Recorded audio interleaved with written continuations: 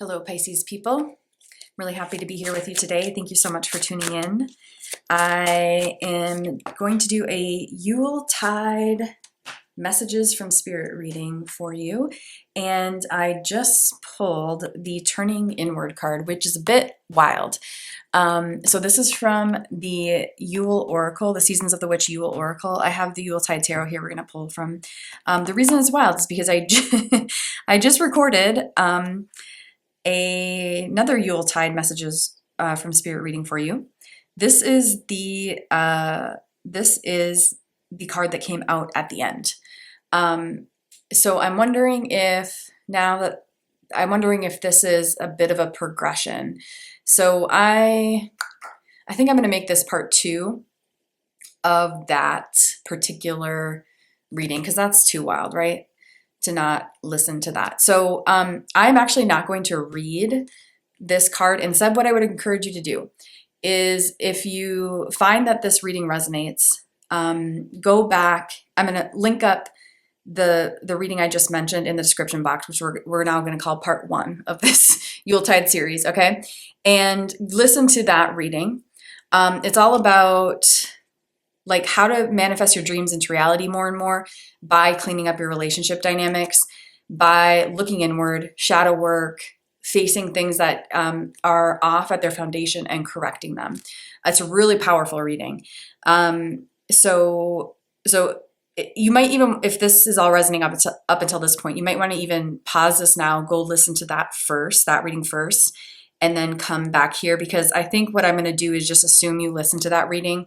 And we're just going to piggyback right off of it. That seems to be what Spirit would like me to do. So with that said, we are going to get some advice from Spirit on this idea of turning inward, on this idea of shadow work, facing things at the foundation that need to be faced. And as I'm saying all this, A Course in Miracles came up a few times in that first reading. So I think how I'll end this reading is I will do the book method of divination with A Course in Miracles, and we'll finish up in that way. Oh, Balance in Reverse came out. 2 of Canes, that's the 2 of Swords, and the King of Candles, that is the King of Wands. Okay, bottom of the deck is the Queen of Candles. Okay, so give me a second to set up the cards. Okay, so yes, this definitely seems to be piggybacking off of the last reading. It seems to be more information about some relationship dynamics in your life. That seems to be the main thing that you need to look at in terms of your shadow work. And I just want to say before I speak this out, once again, I can really, really resonate with this journey. So you are so not alone in this. I think probably the Pisces people that I am speaking to, it's likely that you probably were conditioned in a similar manner than I was, which is like more in like your toxicity doesn't lie in being not understanding enough. Your toxicity, like mine, lies in being too understanding. So we were conditioned more in that people-pleasing, fawning, enabling sort of way of being. And I know, speaking from my own experience, I know that it's taken me a long time to wake up to the toxicity of that and how that was holding me back in massive ways in my life and causing a lot of heartache, a lot of harm, a lot of heavy burden. So as I speak this out, I hope you keep in mind that I really think you're at this precipice, this really beautiful precipice of a willingness to see these dynamics more clearly, see how they might be really harming you and holding you back so that you can correct them. Because the first card that came out was Balance in Reverse. That's in the standard deck, that would be Temperance in reverse. So there seems to be, this top row here seems to be speaking about just a willingness to, it's like it's been hard for you to come to terms with this, right? Or maybe just hard for you to see it, because that was for me the case. Like there were so many veils in the way. It just took a long time and is continually a part of my process to like see through these veils. So temperance upright, balance upright is this really beautiful card of balance through healing. But it's in reverse. And two of swords is a difficult energy of not wanting to hold your sword of choice. So as it's depicted here, kind of like covering your eyes, like I don't want to see the reality of things. I don't want to see the reality of this person. I don't want to see the reality of this dynamic. I don't want to see the reality of how I'm showing up. I don't want to see that I have choice in the matter. I just don't really want to see it. And this is where it's like we forget, or we're not willing to really remember that we are co-creators with the universe, and we are at choice. We always are ultimately holding a sort of choice, right? We're always ultimately at choice. And so this is where it's like the choices feel too hard. You would prefer to think you're not at choice. So let's just take a breath on that, right? Like that's not easy. And I hope you feel some solace coming to this reading, knowing that you are not alone in this. You are not alone in it feeling heavy. You're not alone in having regrets. You know what I mean? Like there is, sometimes it's just like really hard to come to terms with the choices that our past self made and then like where we're at. And so sometimes it's easier, as we talked about in the last reading, just to be in fantasy thinking about it. I think I often bring up this phenomenon, but I think it's really important to understand. And it's the sunk cost fallacy phenomenon, where in any area of our life with any sort of currency, whether it's time, money, labor, we like to think that if we invested initially, that it was a good investment. And so when the reality of things are not showing us that, there is this phenomenon that instead of listening to the reality of things, we start to double down on the investment and maybe even put more in or continue to invest. And it takes a lot. So that's kind of like Two of Swords energy, isn't it? That sunk cost fallacy. Like, I just don't want to see the reality of it. I don't want to have to make a different choice about this. And I think you're really, in terms of the shadow work that you're being called to do, I think it is that work, looking at where things are out of balance and being willing to see the reality of things. So in other words, I think when you can turn these two things like this, so balance upright and Two of Canes in reverse, you'll really have done some beautiful, beautiful work in terms of your healing work. And if you're still with me in this reading and in this apparently two-part series, you're already en route. Because a lot of people come to tarot and oracle just to, further feed their fantasy thinking, if I'm being honest. It takes a certain type of human who is earnest and kind and willing to do their inner work to have listened to me up until this point. And that human is you. That means you have an immense amount of capacity. It means you have so much to be proud of in terms of the inner work you've already done.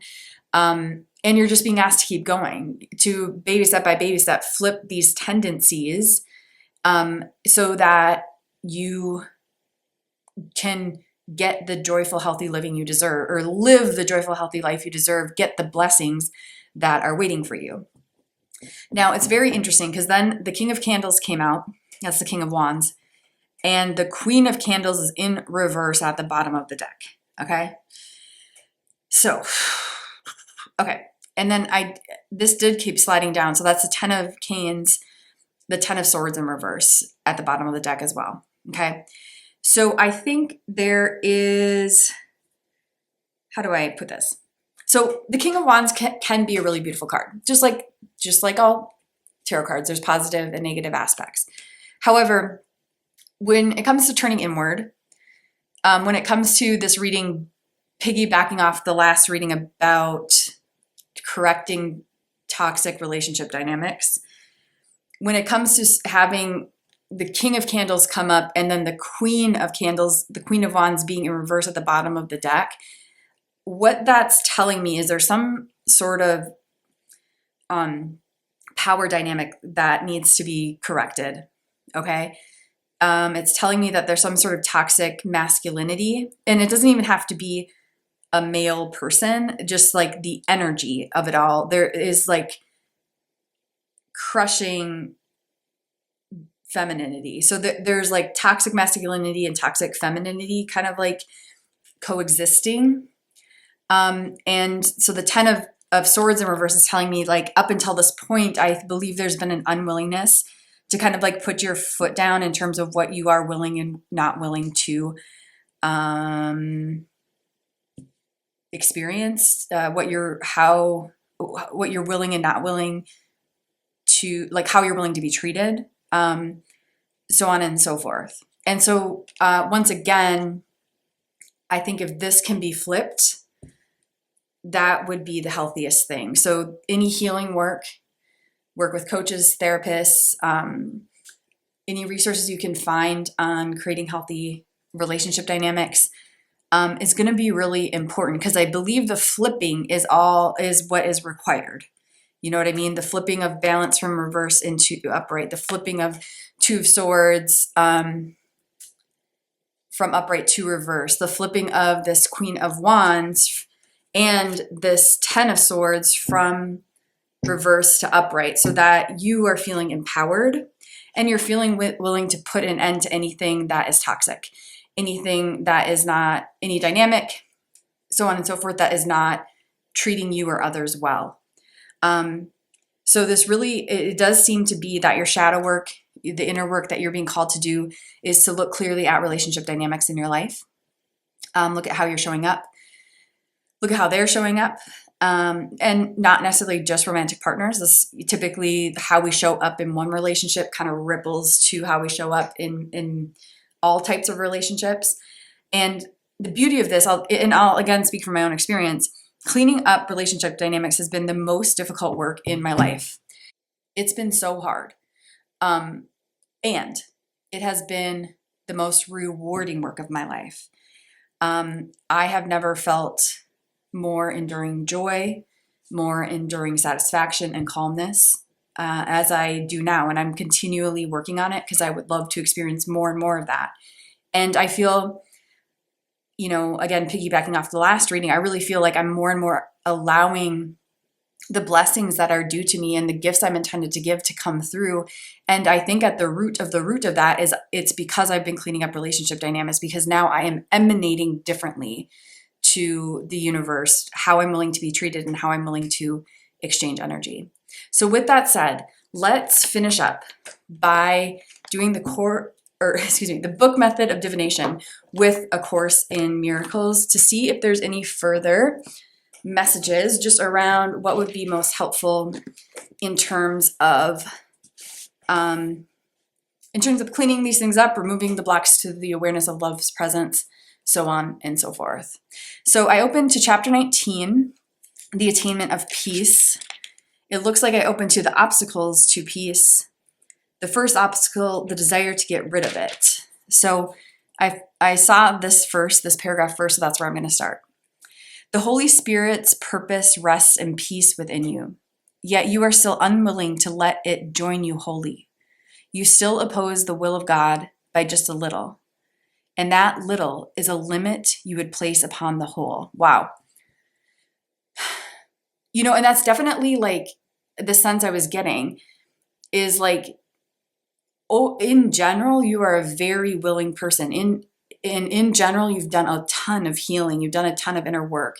I think what wants to be called, but there's a reason that Spirit had this card show up twice, right? There's a reason that Two of Swords came out. And it seems to be like, I feel like you've looked so many other places, and this place, when it comes to this particular relationships or just relationships in general, has been a place where you kind of kept that Two of Swords energy up.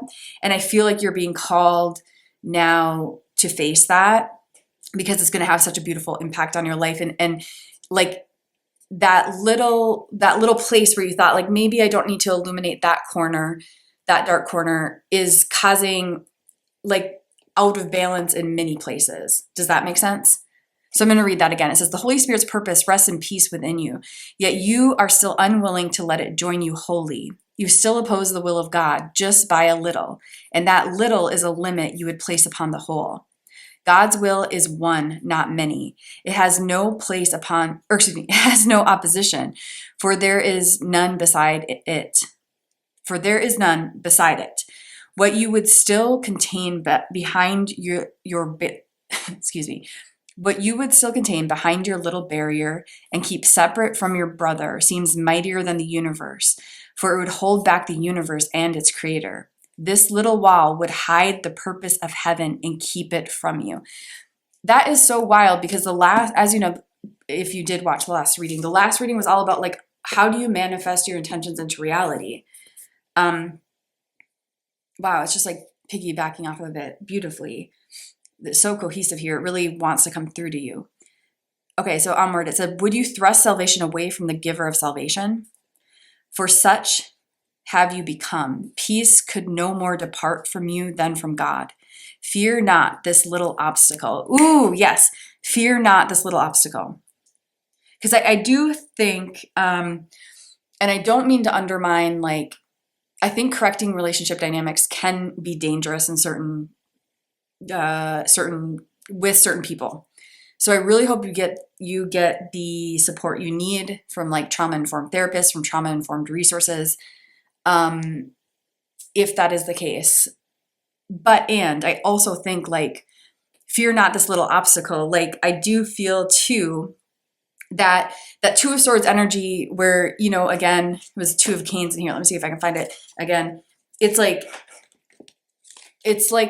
you know, it almost feels like a little child, doesn't it?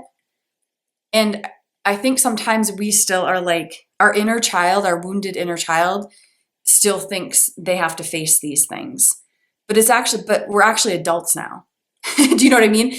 And the obstacles that were felt huge to us as children, you know, once we begin to face and correct those same obstacles or the obstacles with a similar essence, we realize they're not as big as we thought. You know what I mean? And so I was definitely, and I couldn't quite put words to it. So I'm really glad we did this book Method of Divination.